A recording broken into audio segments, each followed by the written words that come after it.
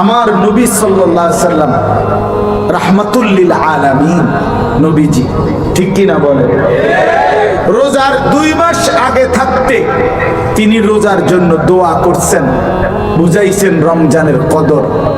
শাবান মাসে তিনি লম্বা রোজা রাখতেন, নফল রোজা, রমজানের সম্মানার্থে। এর দ্বারা তিনি বুঝাইছেন রমজানের কদর। রমজানের উপরে নবী এত বেশি ফজিলতপূর্ণ হাদিস বলছেন, বারবার উম্মত রমজান জান্নাতের দুয়ার খুলে দেয়, জাহান্নামের দরজা বন্ধ করে, শয়তানকে শেকলে বন্দি করে, পেছনের গুনাহ মাফ করে। শুরুটা রহমত, মাঝখানে মাগফিরাত, শেষে নাজাত। সবে কদর 1000 মাসের রাতের চাইতে উত্তম। একটা নফল একটা ফরজের সমান, একটা ফরজ 70টা ফরজের সমান। একজন রোজাদারকে সামান্য ইফতারি করাইলে পূর্ণ রোজার সওয়াব। এভাবে কত শত ফজিলত নবীজি বারবার বারবার বারবার বারবার বলছেন। 3টা মাস লাগাতার বলে গেছেন, নিজে গুরুত্ব দিয়ে গেছেন। এই 3 মাস পরে রমজানের লাস্টে গিয়া শেষ মুহূর্তে হযরত জিবরাইল আলাইহিস সালাম নবীজির কাছে আইসা বলছে, ইয়া রাসূলুল্লাহ, মাহে রমজানের মতো এত বড় গুরুত্বপূর্ণ মাস পেয়েও আপনার যেই উম্মত রমজানকে কদর করে নাই, গুনাহ মাফ করায় নাই, নাফরমানি ছাড়ে নাই, জান্নাতের চেষ্টা করে নাই, তার উপরে আল্লাহর লানত, আমি জিবরাইল সহ সমস্ত ফেরেশতার লানত। খোদার কসম বাপ, এই রাহমাতুল লিল আলামিন নবী 23 বছর দিবানিশি যিনি উম্মতের জন্য কাঁদছিলেন, আজকে তিনিও মনের কষ্টে তিনিও বলছে আমিন। জিবরাইল, আমিও গ্রহণ করলাম, আমি মুহাম্মদেরও লানত তোর উপর।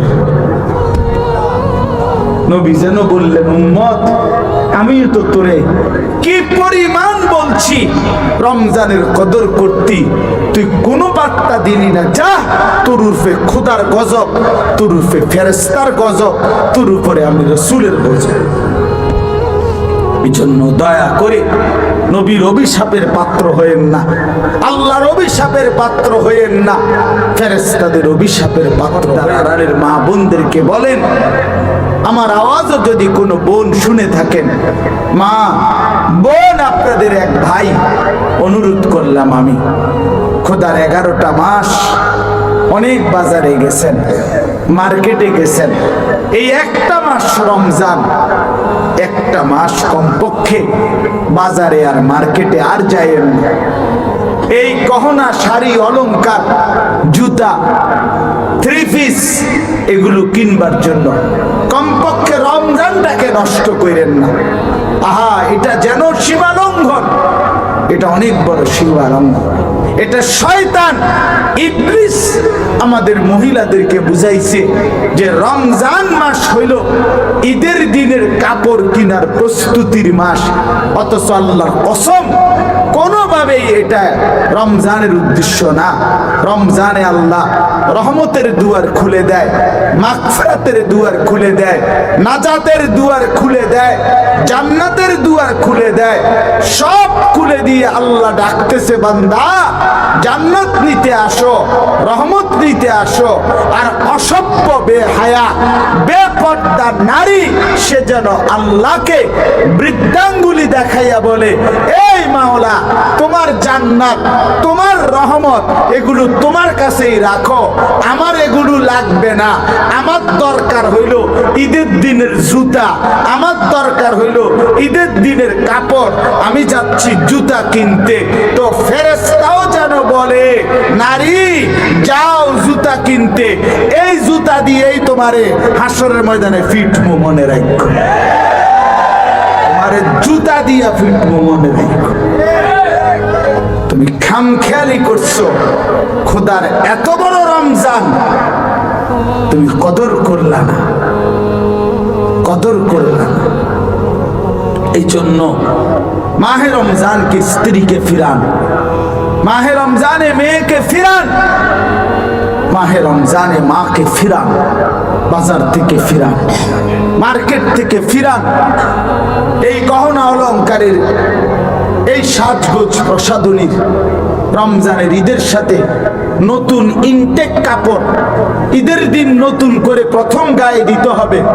এরকম জামা, এরকম শাড়ি, এরকম গহনা, এরকম জুতা, আল্লাহর কসম আমি সমস্ত আলেমের সামনে বললাম, কোরআন সুন্নাহর আলোকে, ইসলামের আলোকে রমজানের ঈদে একেবারে নতুন কাপড় পরার শরঈ কোনো কারণ নাই।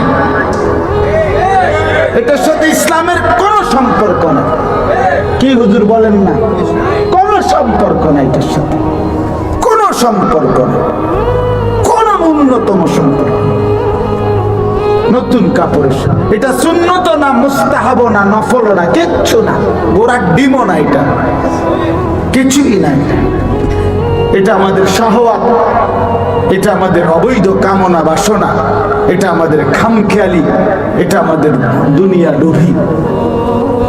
ঈদের রোজার ঈদের সাথে এটার কোনো সম্পর্ক নেই। অতএব আপনারা প্রত্যেকে এরপরও যদি ভালো জামা কাপড় কিনতে চান, এখন কিনেন, এখন কিনেন। আপনি আল্লাহর দেওয়া এত বড় রমজানকে নষ্ট করেন না। সর্বশেষ কথা হইল, হযরত নূহ আলাইহিস সালাম 950 বছর উনার জাতিকে দিবা রাত্রি কলিজা পানি কইরা রক্তাক্ত হয়ে রাত দিন 950 বছর দাওয়াত দিছে। 950 বছর পরে আল্লাহ উনাকে বলছে, নূহ আর লাগবে না, দাওয়াত বন্ধ করো, আর কেউ ঈমান আনবে না, ছেড়ে দাও।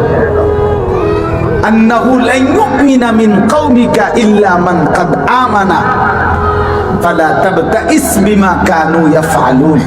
এই কথাটা শেষ খেয়াল করে।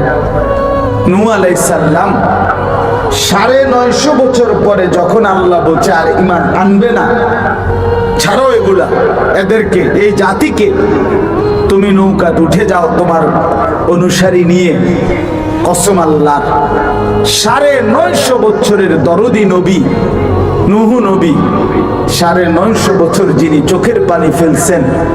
নূহ শব্দের অর্থই হচ্ছে অধিক্রন্দনকারী, যিনি খুব বেশি কাঁদতেন উম্মতের জন্য, রক্তাক্ত হয়েও যিনি উম্মতকে ডাকছিলেন। আমরা তাফসীরের মধ্যে পড়ছি, নূহ নবীকে মাইরা রক্তাক্ত করে বেহুশ বানায়া রাস্তার পাশে ফেলে রাখতো। উনি হুঁশ আসলেই রক্ত মুছে আবার আল্লাহকে বলতেন, আল্লাহ আমার জাতিকে মাফ করে দেন, আমি আবার যাচ্ছি। সেই নূহ নবী এবার 950 বছর পরে চূড়ান্ত বদদুয়া দিছিলেন। উনি বলছিলেন, রব্বি লা তাযার আলাল আরদি মিনাল কাফিরিনা দাইয়ারা। আল্লাহ, একটা বেঈমানের ঘর, একটা কোলের বাচ্চাও আপনি বাকি রাখবেন না, একটাকেও না। এই সবগুলো বেঈমান, বাচ্চা শুদ্ধা, ঘর শুদ্ধা, আপনি ধ্বংস করে দেন। চাহ বেঈমান, 950 বছর তোদের জন্য কেঁদেছি। ঠিক আমার শেষ কথাটা হইল,